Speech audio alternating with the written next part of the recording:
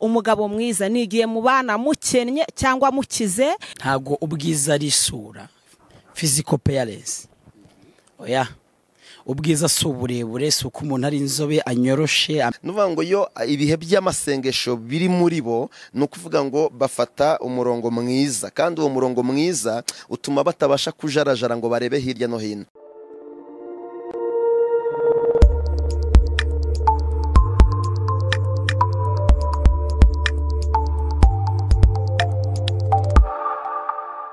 Twongeye twagarutse ndi Clement Bagemahe, hanyuma tugiye kugaruka kuri byinshi cyane. Tugiye kugarukaho bijyanye n'umugore mwiza n'umugabo mwiza, ishusho y'umugabo mwiza n'ishusho y'umugore mwiza.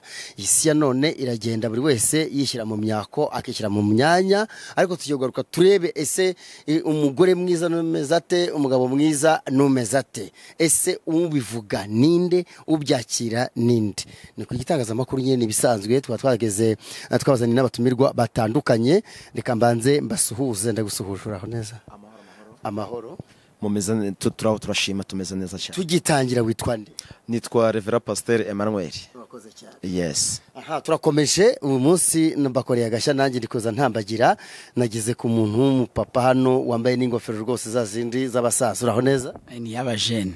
Ingofero irahenze kuyipfobya, rero ni y'abajene. Kuvuga ko ari abasaza no kuyipfobya.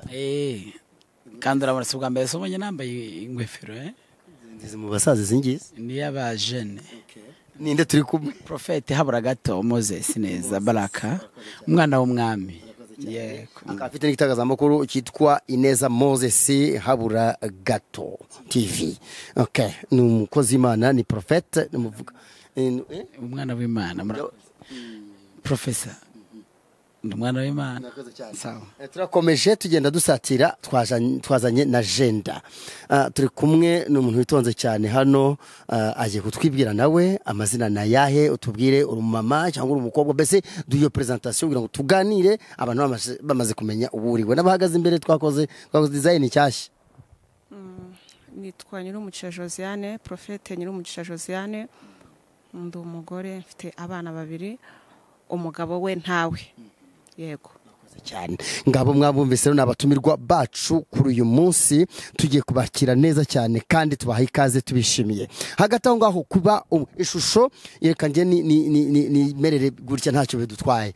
Ishusho y'umugore mwiza n'ishusho y'umugabo mwiza niki, no kuvuga iki, bishatse kuvuga iki. Ariko hagati aho ngaho cameraman we ntahindure, nashaka begeze hirya ariko muhinduranye umwe yicari hagati yanyu.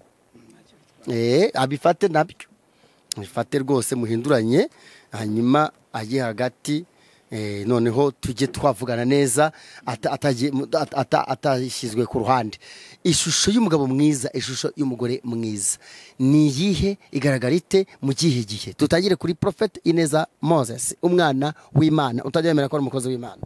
Umugore mwiza agaragara igihe umugabo we ari mu bihe bibi. Ntago ubwiza ari isura physical appearance.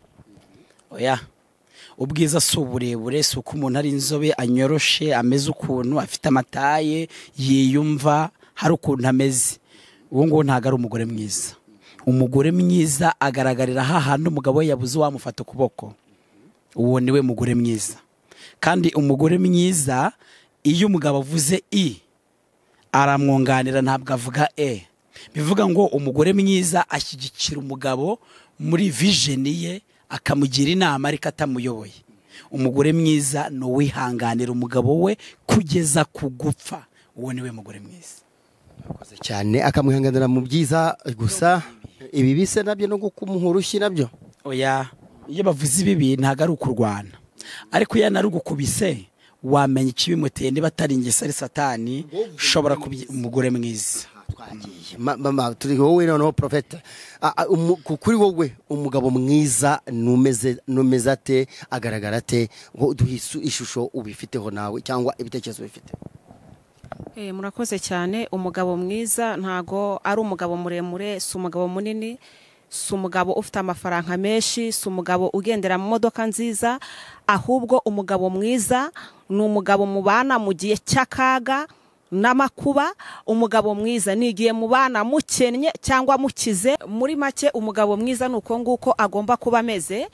Umugabo mwiza ni umugabo ugomba kuba akora ibintu mu gihe gikwiye no mu gihe kidakwiye, agahagarara mu nshingano ze. Umugabo mwiza agomba kuba yihanganira ibintu byose bigomba kuba kubo bashakanye bije mu gihe runaka. Umugabo mwiza rero akagombye kuba ari uko nguko ateye, akaba agira ikinyabupfura, agira umurava, yitonda, yihangana, yitonda, agira urukundo nk'urwo yari afite akibana n'umudamu we. Numva umugabo mwiza ari uko nguko yakagombye kuba ameze. Harakoze cyane Prophet Fanny. Turi kumwe na Revera Pasteur Emmanuel. Wowe kuri wowe hagati umugabo mwiza agenda agarukwaho, umugore mwiza akavugwaho. Uyavuze umugore mwiza, uyavuze umugabo, wowe kuri ibi byombi nk'umushumba ubyumva gute? Murakoze cyane. Ni ukuvuga ngo nyine nk'uko bagiye babivuga abavandimwe, niko bigomba kugenda. Ni ukuvuga ngo umugabo mwiza agomba kuba donke afite icyambere impano yo kwihangana. Yes, akaba afite impano yo kwihangana, ndetse n'umugore kuri kota y'umugore nawe agomba kuba afite impano yo kugira gute yo kwihangana, kuko buriya iyo afite bombi bafite impano yo kwihangana, ni ukuvuga ngo babasha kunesha ibintu byinshi cyane. Yes, babasha kunesha ibintu byinshi cyane. Ikindi cya kabiri, iyo bafite impano yo kwihangana, ubuzima bwose bacamo, ibyabagerageza byose, ibyo bahura nabyo byose, ni ukuvuga ngo babasha kubitambuka bitewe na ya mpano yo kugira gute yo kwihangana. Rero numva kuri kota y'umugabo, kuri kota y'ibiranga umugabo mwiza ndetse n'umugore mwiza, numva ikintu cya mbere kigomba kuba hagati yabo nabo, hagati y'umugore n'umugabo, numva ari ukugira ikintu bita impano yo kwihangana. Yes, bakihanganirana. Kugeza ubu hari abantu benshi batekereza ko kuba umugore ari mwiza cyangwa umugabo ari mwiza, bose babarebera mu ishusho y'umutungo w'amafaranga, imitungo y'imirage basigiwe, akazi, ibintu by'amadiplome ahanitse, niba nabyo bitanga amafaranga ntabwo mbizi. Abenshi bakabona muri iyo angle, mbese yo gushaka gusa nko bikaza nkaho bishingira nko kugusahura cyangwa se ubukungu n'umutungo. Uwo bibona ute? Amafaranga ntabwo yubaka urugo, nitaye n'ubwiza ntabwo byubaka urugo. Aho wavutse n'amashuri wize ntabwo byubaka urugo. Biramutse byubatse urugo, hari abantu b'intiti bagiye bazisenya batakabaye barasenye. Ari amafaranga, hari abantu bayatunze menshi batakabaye barasenye, ariko byaranze. Rero ibyo ngibyo byaba bimwe mu bigize urugo, ariko ntabwo ariyo fondasiyo y'urugo. Fondasiyo y'urugo ni urukundo. Icya kabiri ni ukwihangana. Icya gatatu ni ukurinda ukunda kugira utamubabaza. Muri make umugore mwiza ni ibyashingiraho cyangwa umugabo mwiza agashira kuri ibyo? Umugore mwiza agomba kuba ashingiye kuri ibyo bintu, urukundo n'umutima no kwihangana. Abavuga se ngo umugore mwiza aba afite amataye, afite sinzi ukuntu bagereranya ku isura, ngo amataye, ingano byo ntabwo bafite ukuri. Ibyo ngibyo ntabwo byakuba ku rugo rwiza, ngo byatuma ugira umubabaro mu rugo. Oya, nawe urabeshye neza. Umuntu ufite umugore mwiza bagutera umubabaro gute? Nuko iyo washatse ukurikiye amataye agashira, umuca inyuma. Iyo washatse umuremure ufite isura nziza y'inzobe, amavuta akabura, uhita ujya gukunda abayafite. Rero wakabaye ukunda cyane umuntu uzi yuko mu bihe bibi arimo wamukunda, no mu byiza wamukunda. Urukundo ni iki rero? Ni ugukunda kote faiblesse cyangwa intege nkeya za wa muntu, ukamufasha ukanazihanganira, kuko urukundo rutangana no kwihangana. Ntabwo ari urukundo. Urukundo ruba rugomba kungana n'uburyo uzihanganira uwo muntu. Iyo bitangana ntabwo ubukunda uwo muntu. Rero akenshi twagiye duhura cyangwa ni mu nkundu ugasanga umuntu akunda umuntu, ariko ntabwo yihanganira umuntu, kandi ntibisigana. Ngayo nguko ati kote faible ikitabwaho, agakunda kote faible, ati ibyo bituma uzamura undi muri faiblesse ye.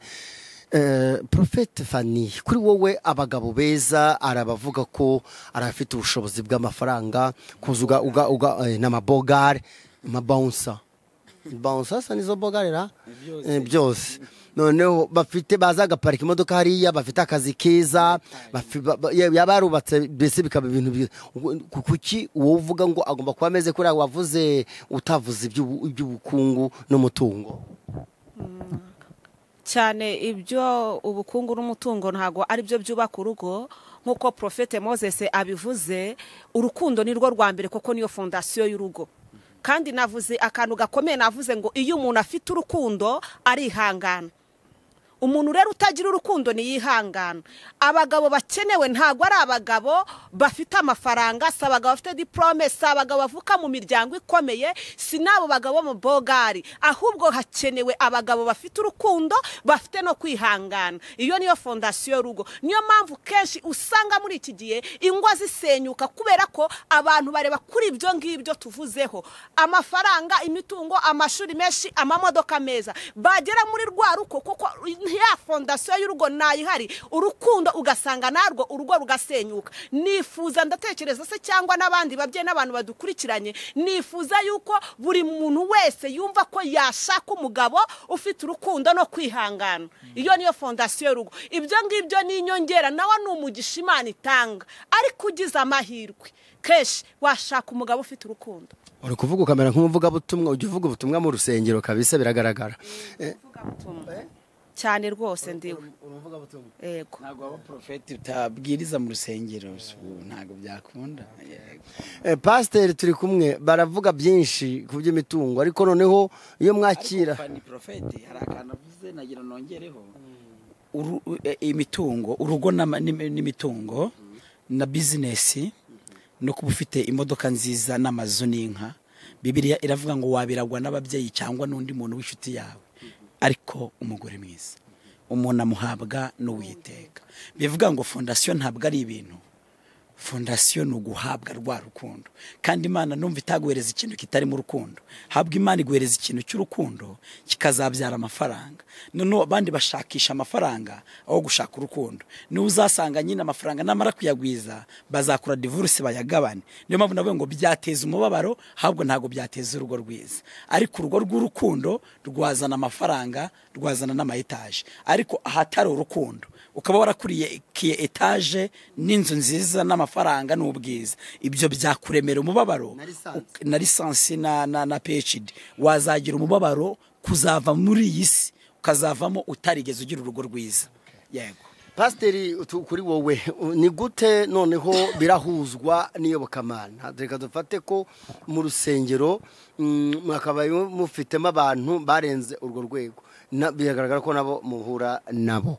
Hanyuma kugira ngo ibi bintu bidakomeza kuba urujijo rw'abantu bitiranya gushaka umugore mwiza cyangwa umugabo mwiza biveho, barakora bate kugira ngo ibi bintu biveho? Kuko uyamaze Profete amaze kuvuga ukuntu bitera ibikomere. Moses yabivuze, kwitiranya ibintu bya bwa bwiza, wa mugore mwiza, wa mugabo mwiza, kugira ngo abantu badakomeza kubyitiranya bikabera ibikomere, bikabateza ingaruka mbi kuri bo n'abana babo. Bakora iki? Murakoze cyane. Ikintu cya mbere bakora cyane cyane ko nabo tuba duha inyigisho, tubateguramo inshingano bagiye kuba bakwinjiramo. Zimwe mu mpuguro tubaha, icya mbere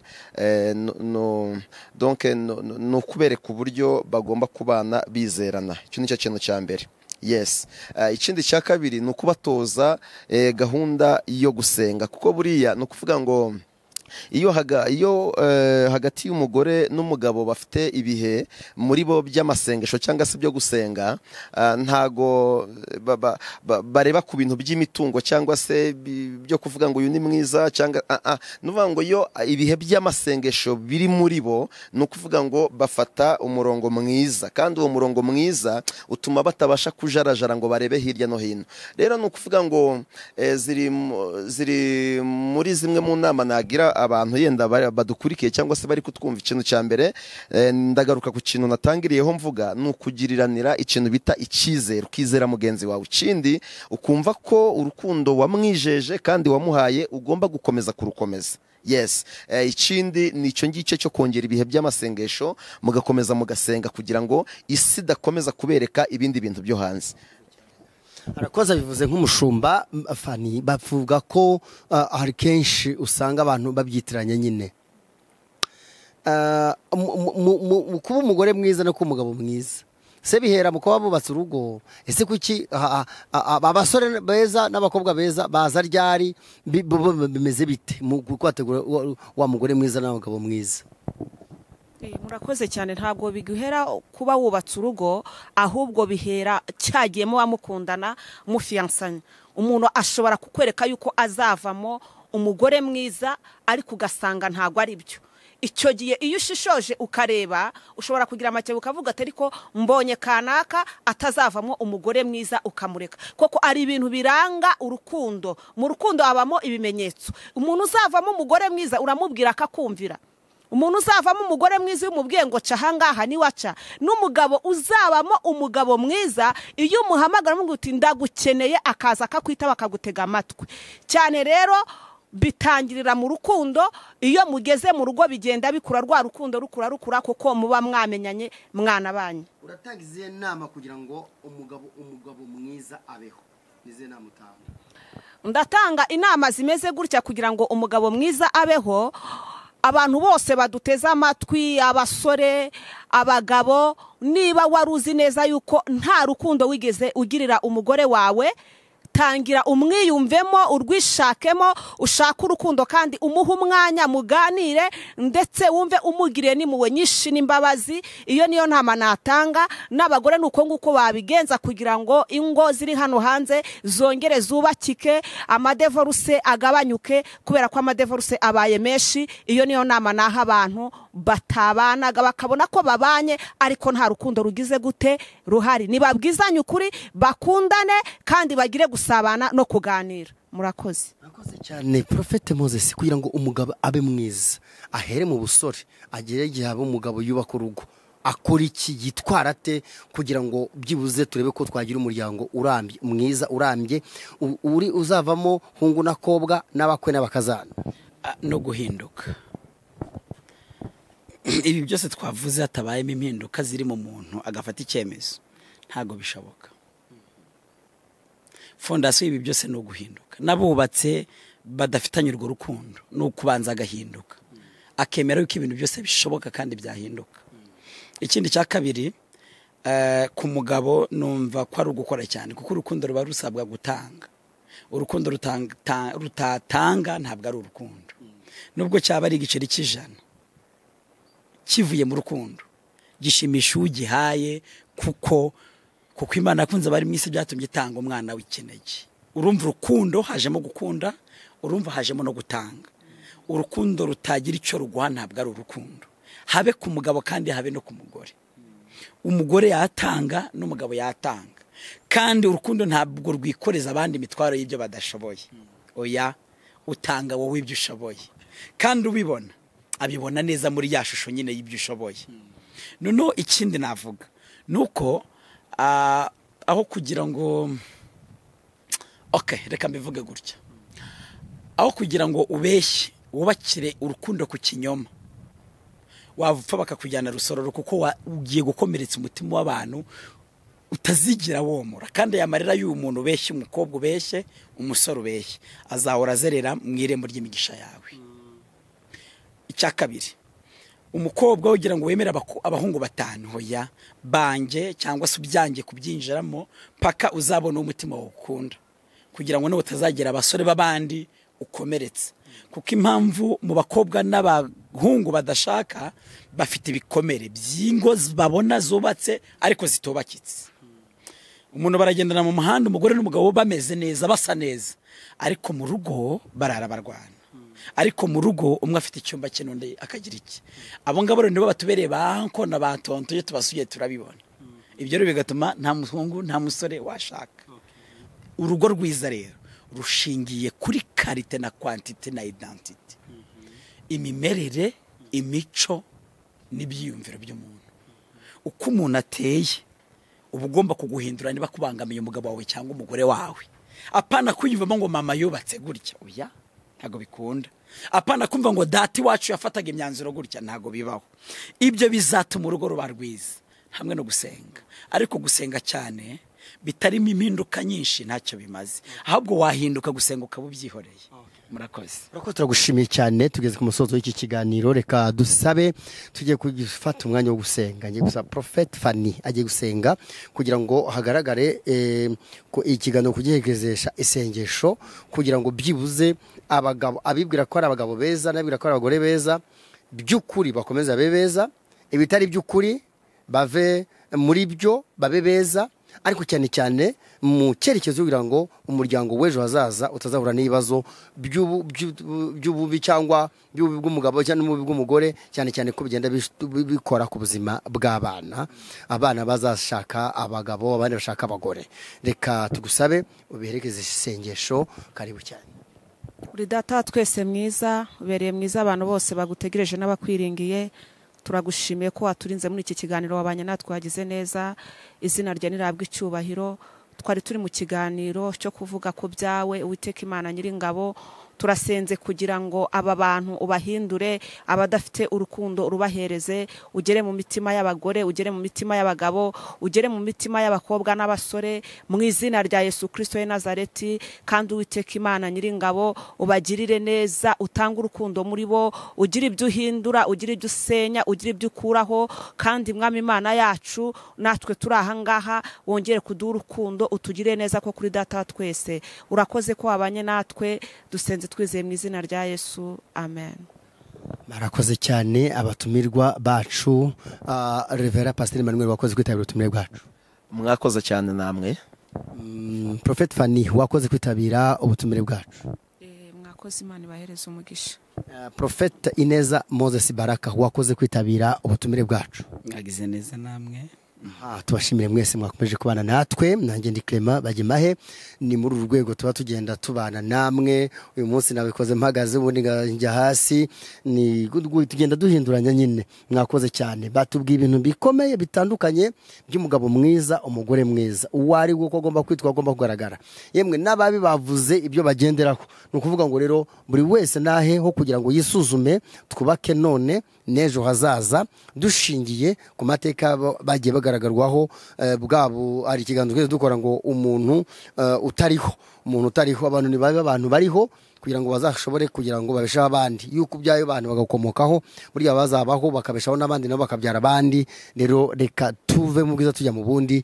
Twabashimiye cyane kandi namwe turabashimiye, mukomeze mugire ibihe byiza. Zabazanira benshi batandukanye, ariko uvanemo isomo, ugire icyo utangamo nk'isomo nawe, kandi uhinduke, twese duhinduke. In Jesus name, ibihe byiza.